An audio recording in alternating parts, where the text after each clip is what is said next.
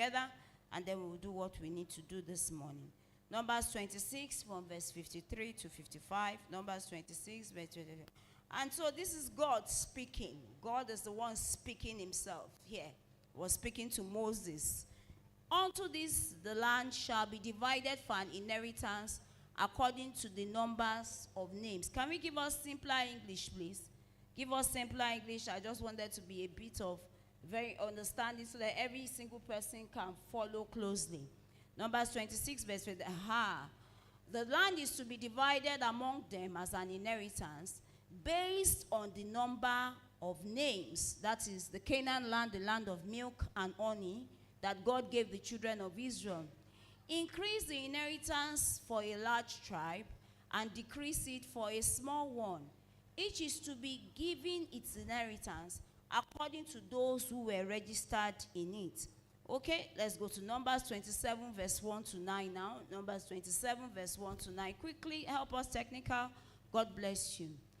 Then came the daughters of Zebulun, the son of Ephah, the son of Gilead, the son of Mashah, the son of Manasseh, of the family of Manasseh, the son of Joseph. And these are the names of the daughters. They mentioned them. Go to verse 2 quickly. Go to the next one, verse 2.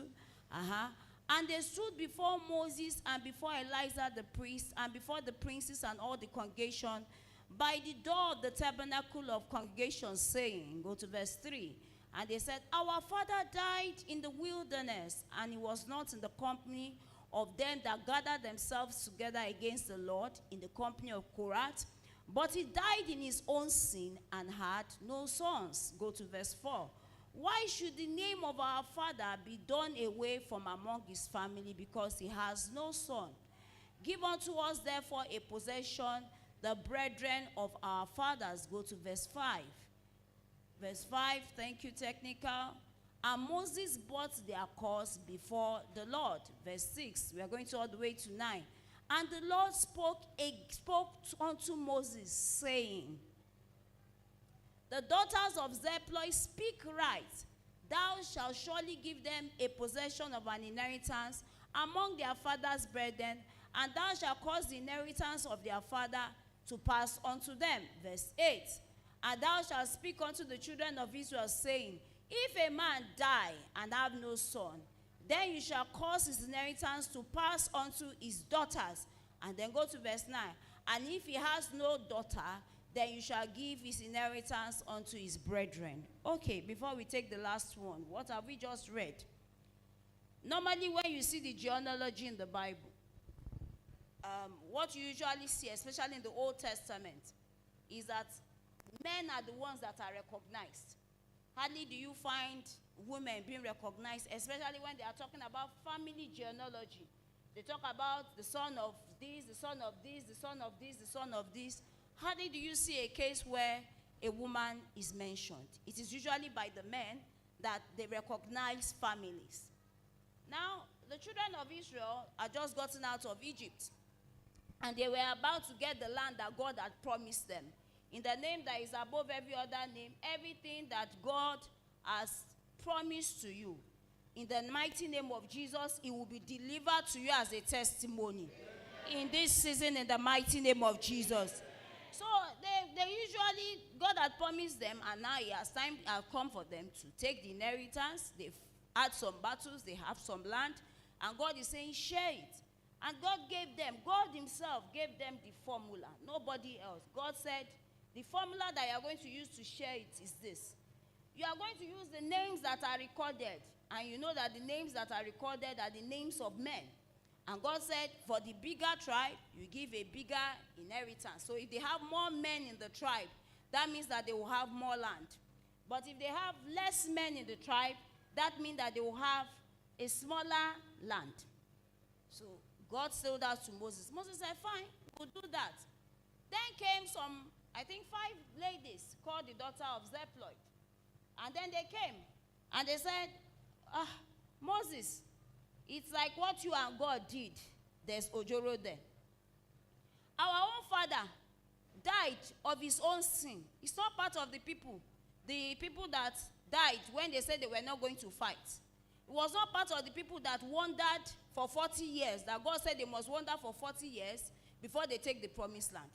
Our father committed his own sin and died doing his own thing. He wasn't part of them. Now, because we are daughters, you are now saying that because you want to share land, we will not be part of them. Is that right, Moses? That's not right. Then Moses went back to God, and he took the case back to God. The same God. The same God, though. And then the same God now looked at the case and said, okay, what the daughters of Zebulun said is right. He said, now, make sure that you share the land and you put their name over there. Let's take the last verse. Numbers 36, verse 1 to 8. And Moses went back and told the people and said, this is what we will do. We are going to give the daughters of Zebulun, because God has said it, their own inheritance. So we go to Numbers 36, verse 1 to 8. 1 to 8. And so, let's read together. 1 to go. Is this a simpler English?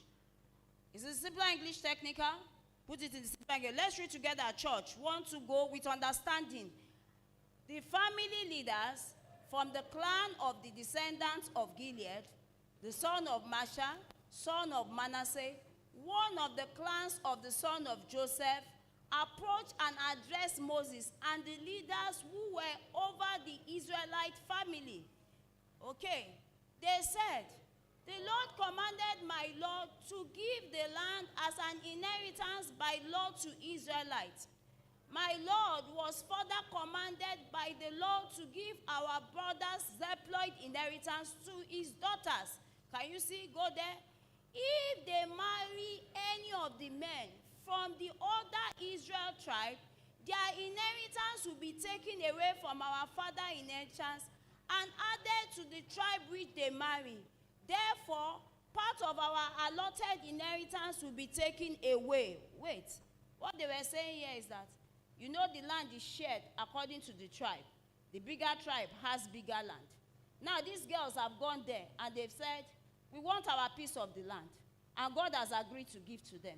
These people now came back, the head of the clan, and said, if these women go and marry in another tribe, the land that has been given to them, they will take it from our tribe.